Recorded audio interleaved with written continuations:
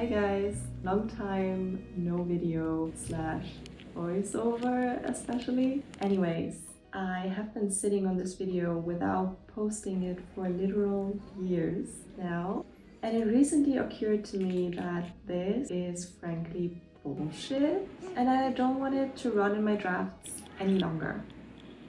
So one iconic thing I had was obviously the soy milk packs. I'm a child when it comes to these little soy milk packs. I love these. It's insane, like I am obsessed. The different flavors they have so many flavors. So yeah, I had to recreate the iconic one, and that is the banana soy milk. For this I caramelized some bananas in some maple syrup because I thought a regular banana would not be sweet enough for the taste I was going for.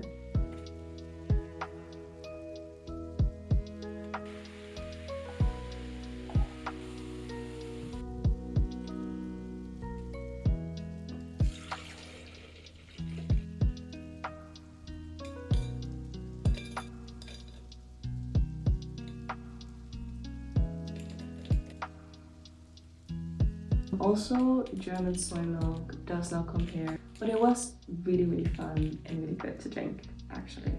I also added a little matcha shot because do I have to explain myself? No, actually this was amazing. This paired so nicely, so creamy, so like nicely sweetened, and yeah, I loved it.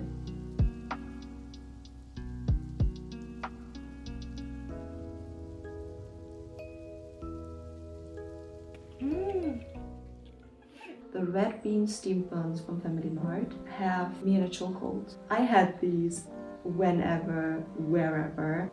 They serve it to you warm and it's perfect. It's just the perfect little snack slash treat. So yeah, I really had to recreate those.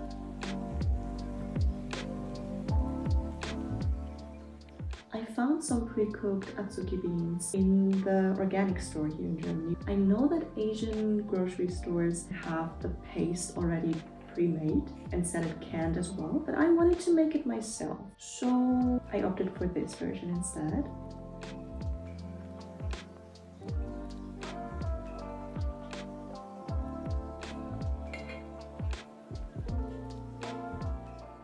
I cooked them, I added some sweetener, some vanilla, some salt, and then reduced them into a paste.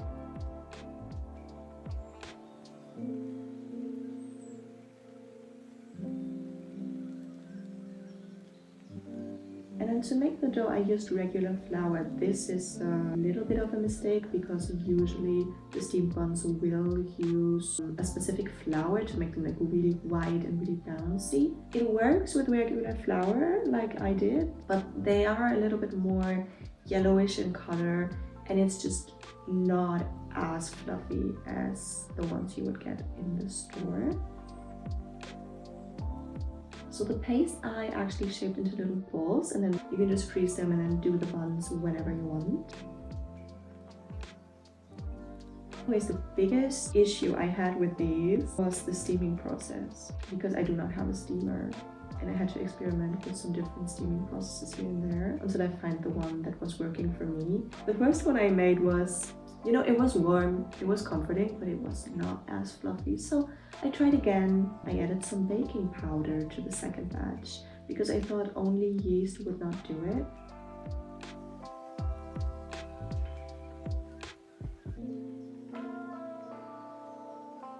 I found the most important thing is to prevent the condensation water from the steaming process to drip back onto the buns. So the towel on the lid of the pot is actually very important.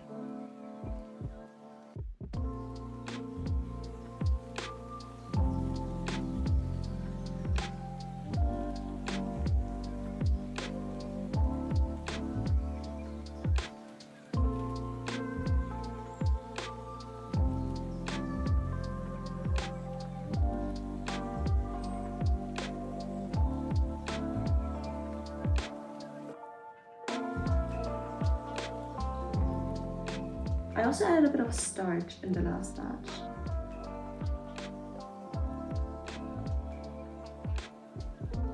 the finished product, like the ones that were the best, I do not have footage. So yeah, I only have this picture. I'm actually kind of ashamed, but they are so nice, so comforting. I had so much fun making these little buns. I just love them.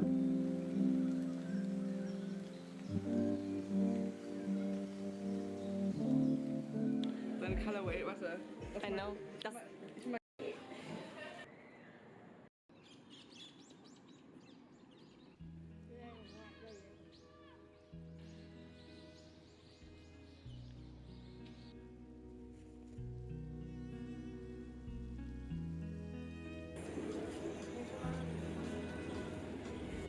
These dumplings were honestly so good. They were so good, I didn't even attempt to make them. These were insane.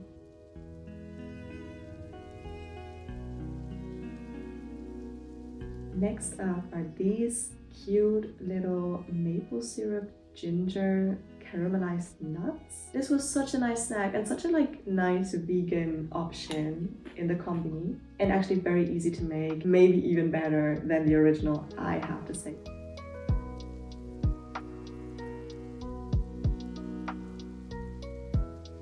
And yeah, what I did was just trying to find out the exact ingredients. I do not speak Japanese, so I had to use Google Translate.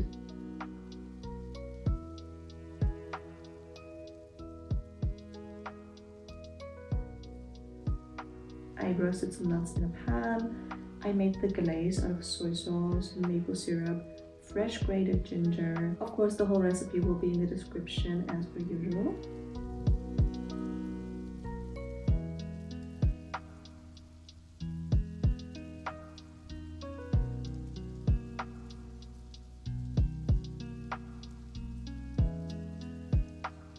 Oh, I also added cinnamon. To this. Then I added the glazed and roasted nuts, let this caramelize in the pan for a little bit longer.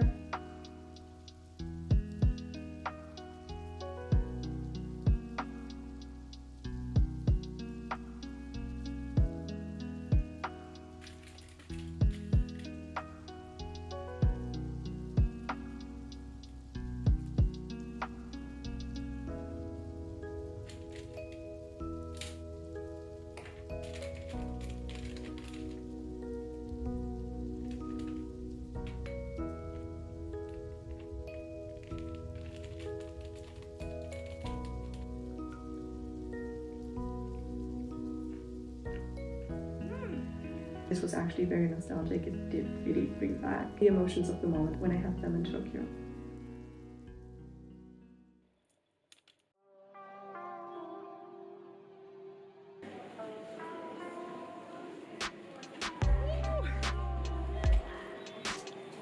On this day, me and Melina went to a little countryside location. We went to Mount Takao to get a glimpse of the fall foliage and maybe even Mount Fuji. I don't think we saw Mount Fuji, but it didn't matter. Everything we saw was so gorgeous, so beautiful. It was maybe the most dreamy thing I ever witnessed, and the hike was so worth it.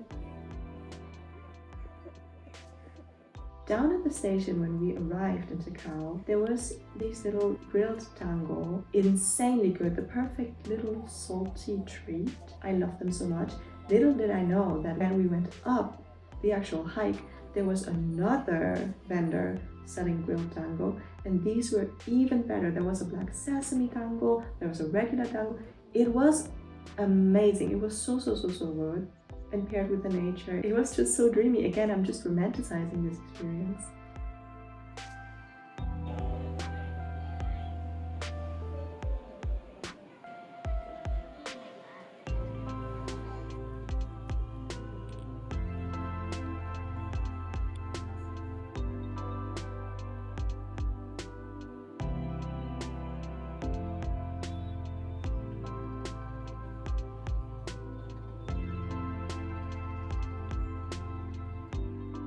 So of course I had to recreate the dango. I did buy flour for this.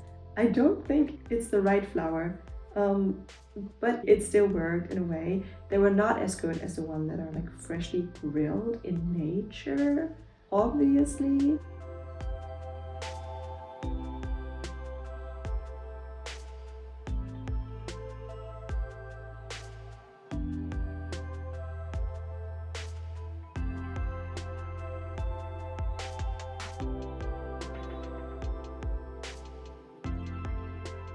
And I made little ghosts because I thought, oh, I could use this for Halloween.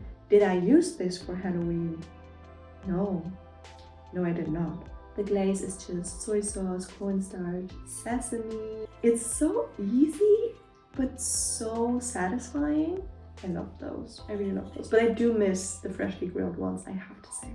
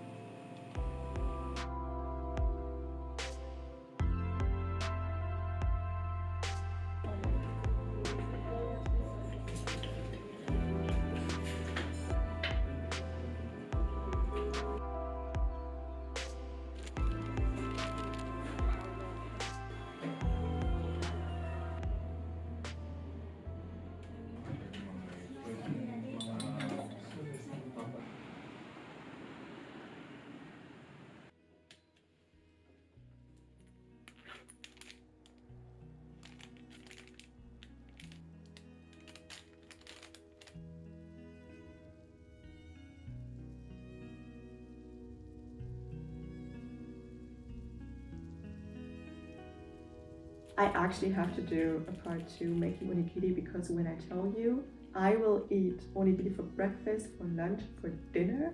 For example, here I paired the plain salt one with a kind of like syrupy sweet potato. So good, you guys.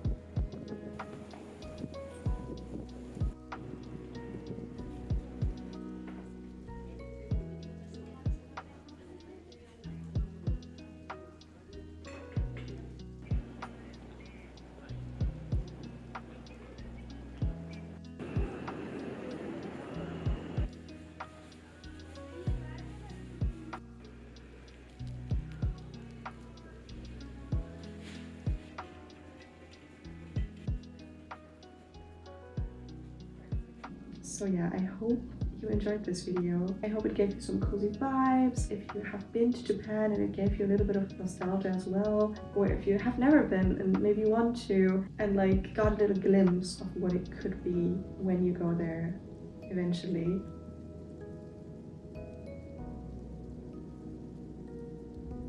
I hope you enjoyed the recipes in the video. See you guys sometime soon, I guess, I hope. But I hope you have a lovely rest of the week. Bye!